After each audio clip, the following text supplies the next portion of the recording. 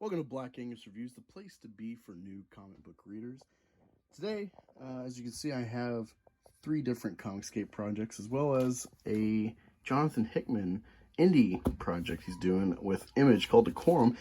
I saw it at my local comic store and thought, well, it looks interesting. I like Hickman. Let's give it a go. And, well, to give you a spoiler, I will be getting issue 2. So, without further ado, let's get into Wart the Wizard by Mandy Summers.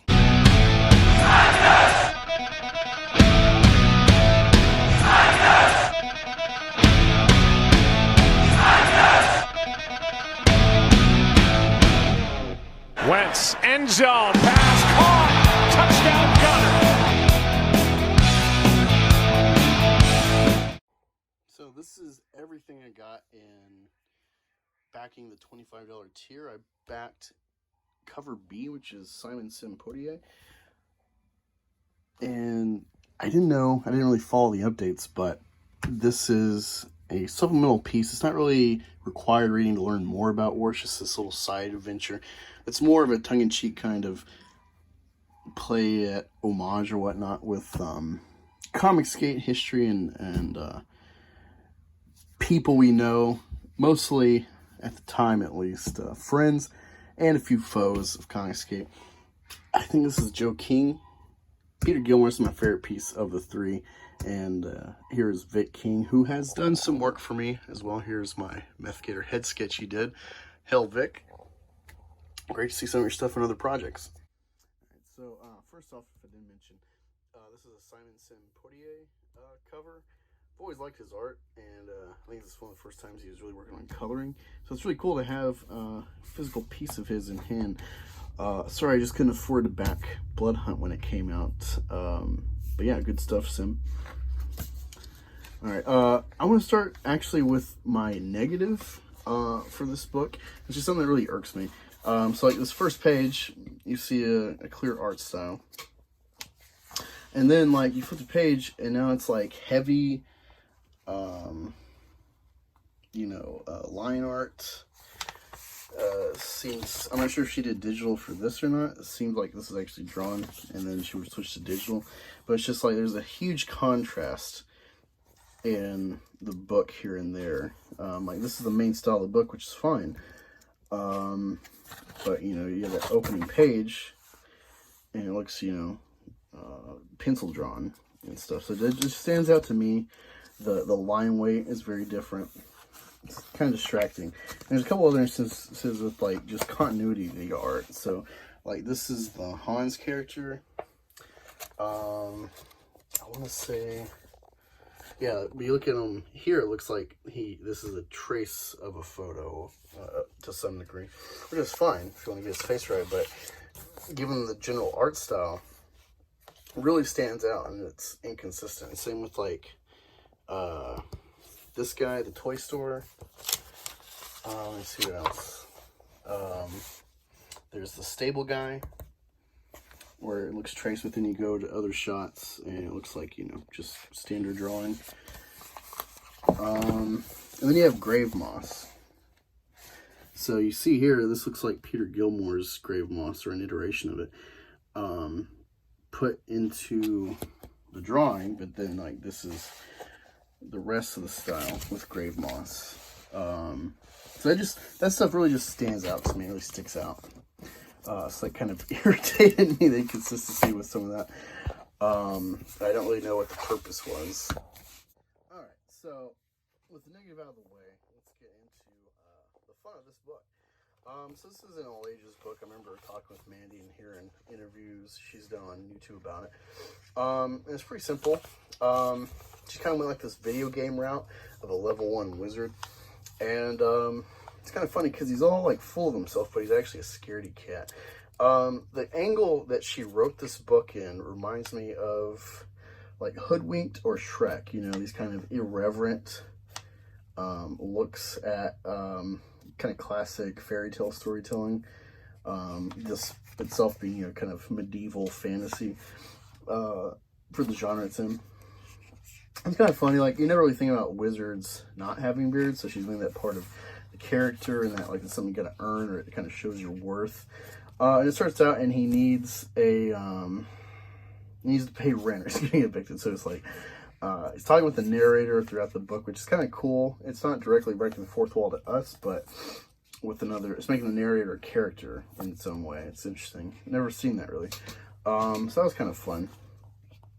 But yeah, he's getting on a quest, so he finally goes to town, and he picks like the dumbest bullshit, which is finding a hairbrush, and then he's like scared shitless half the time, and finds it, and it's kind of cool how she integrates the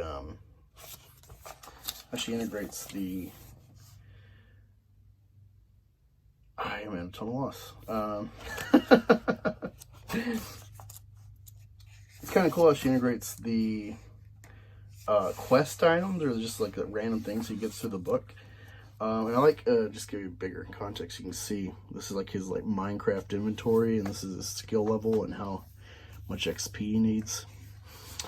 So yeah, he finds like the hairbrush, but instead of going straight back to the castle, he ends up, oh yeah, I like this parallel with Grave Moss and Wart the Wizard, how he wants a beard because he's like undead or something. So he has, you know, kind of stitched one together. It kind of reminds me of Adam and Eve, where they stitched like the fig clothes or whatever, in their shame. But no, it's, I don't know, like this, it has a good, fresh appeal. It's definitely more angled towards kids and stuff, so, you know, lighthearted. It's not taking itself too serious, and that was fun. It's a good read. Again, we're at a part where I'm just like, this art really stands out to me. You know, the contrast versus the normal style, which is fun and quirky. Yeah, he has to get a steed, and then that doesn't go well. He's like, you know, she integrates looting, which when I play like Oblivion or something, or Assassin's Creed, I love stealing shit. I love sneaking around. That's like my top stat every time, because I sneak all the time. So that's kind of fun to see that made into the plot as well. And then like, it's kind of cool how he tricks the troll or the ogre here at the bridge, and some of the shenanigans he gets in and whatnot. Like, just overall, it's really fun. I won't spoil it, but it's kind of, like I said earlier, it's cool how she integrates the quest items, or just important things he finds that don't really fit together. I won't spoil the ending, but I like how it ends, if I can get to it. To be continued, like, you know, book 2 should be level 2. And you get like the stat sheet, actually, which you don't, it's kind of cool she adds this in the book, but you never really get an indication exactly of the power structure in this. So, I don't know, I wish it was a little more somehow conveyed in the book. But yeah, and you get some various art of Wart the Wizard. This is the first cover by Gilmore. This is the sim cover I got.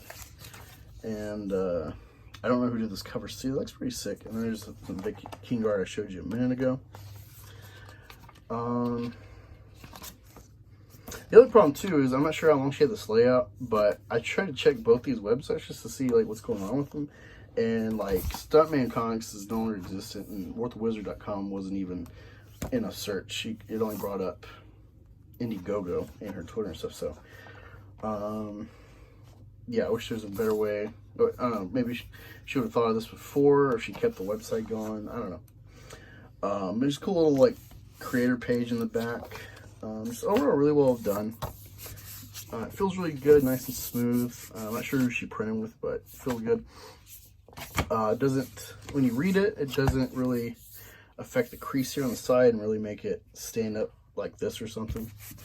So that was great. Looking at this, I'm not going to show this exactly, but the Sunday Follies by Dark Gift. I don't know, it's a fun little add-on. It's not too serious. It's not like required reading or something like Duct and April or EBS have done with their supplemental works that adds more to the story. It's just playing with the character.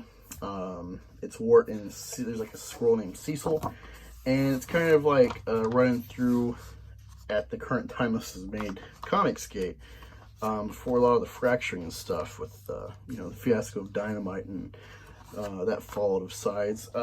Hell War campaign. I thought this was kind of funny. This little row. There's even Methwin in here. John Malin.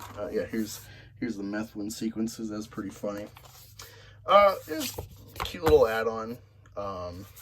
Honestly, I feel like Mandy probably lost money adding this for the customer, but you know, she's serving us, and I can appreciate that. So thank you to her and Dark Gift putting that together. That's my take on Wart the Wizard. Definitely interested to see what part 2 is like. Definitely suggest it for any parents of, say, 5 to 12-year-olds. And if you're just a fan of that kind of stuff, you like the Smurf kind of world that Wart kind of looks like he's from. Yeah, fun stuff. Let me know what you thought. If you backed Wart the Wizard, how to do on my review. What would you like to see me review next? Till next time, take care.